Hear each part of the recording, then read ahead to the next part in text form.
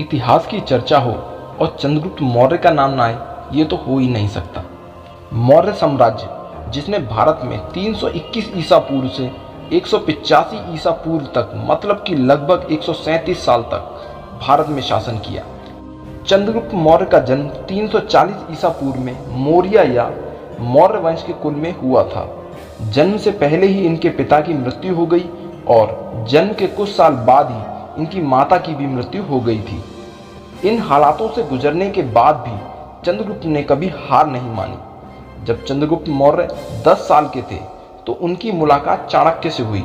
मां की मौत के बाद चाणक्य ने ही इनका पालन पोषण किया था। बाद में ये नंद वंश के सेना में शामिल हो गए थे, लेकिन वहां इनकी सेनापति से अनबन होने की वजह से इन्हें भागना पड़ा था। सेनापति ने चंद्रगुप्त के पीछे सेना भेजी, लेकिन कोई चंद्रगुप्त मौर्य को पकड़ नहीं पाया, जिसके बाद उन्होंने नंदों का विनाश करने की ठान ली। कहा जाता है कि एक बार मगध राज्य में यज्ञ का आयोजन किया गया। इस यज्ञ में चाणक्य भी पहुंचे और जाकर एक प्रधान आसन पर बैठ गए। यह देखकर वहां मौजूद महाराजा नंद ने चाणक्य की वेशभूषा देखकर उनका अपमान किया और उन्हें आसन से उठने का आदेश दिया। इस बात से चाणक्य को बहुत गुस्सा आया और सभा के बीच में ही चाणक्य ने राजा से कहा कि वे इस अपमान का बदला जरूर लेंगे। जाते जाते चाणक्य ने राजा से कहा कि ऊंचे स्थान पर बैठने से कोई भी ऊंचा नहीं हो जाता, व्यक्ति अपने गुणों से ऊपर बैठता है। यह कहकर चाणक्य वहां से चले गए। फिर चाणक्य की मुलाकात चंद्रगुप्त मौर्य से होती है। ऐसा कहा जाता है कि अपनी प्रतिज्ञा पूरी करने के लिए चंद्रगुप्त मौर्य को शिक्षा देकर सम्राट की गद्दी पर बैठा दिया था।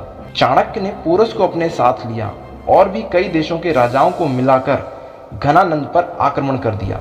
उनका मानना था कि देश को आगे बढ़ाने के लिए दूसरे देशों के साथ संबंध मजबूत करना जरूरी है। चाणक्य ने जासूसों की एक बड़ी सेना तैयार की जो मगध के अंदर की खबर लाकर देते थे। चाणक्य वेश बदलकर कई जगह कथा सुनाते थे, जिसके दौरान वो लोगों को चंद्रगुप्त मौर्य की सेना में शामिल होने के लिए प्रेरित करते रहते थे। दरअसल बात यह है कि चाणक्य नंद वंश का विनाश चाहते थे, लेकिन उनके पास बुद्धि तो थी, लेकिन एक पराक्रमी योद्धा की तलाश थी जो कि उन्हें चंद्रगुप्त मौर्य में दिखाई दिया। ऐसे में दोनों ने नंद वंश को खत्म करने का निर्णय लिया। दोनों ने मिलकर सेना तैयार करने के साथ ही मगध पर आक्रमण कर दिया था, लेकिन इस युद्ध में उन्हें असफलता ही मिली। इसकी वजह से दोनों वहां से भाग निकले। हारने के बाद चंद्रगुप्त ने एक रणनीति तैयार की, जिसके बाद वो धीरे धीरे मगध में प्रवेश करने लगे थे। बाद में रास्ते में आने वाले कई राज्यों को जीतते हुए मगध पर आक्रमण कर दिया था। रास्ते में पड़े जिन राज्यों को चंद्रगुप्त मौर्य ने जीता, उनका खूब समर्थन मिला। ऐसे में उनकी शक्ति और मजबूत हो गई। जब चंद्रगुप्त मौर्य ने मगध पर आक्रमण किया तो नंद वहां से भाग निकला और चंद्रगुप्त वहां पर शासन करने लगे। बाद में चंद्रगुप्त ने नंद को ढूंढकर मार डाला। कहा जाता है कि सिकंदर की तरह सेल्यूकस निकेटर, जो सिकंदर का सेनापति था, भारत को जीतना चाहता था। इसी उद्देश्य से 305 ईसा पूर्व उसने भारत पर आक्रमण किया और इसमें वो असफल रहा।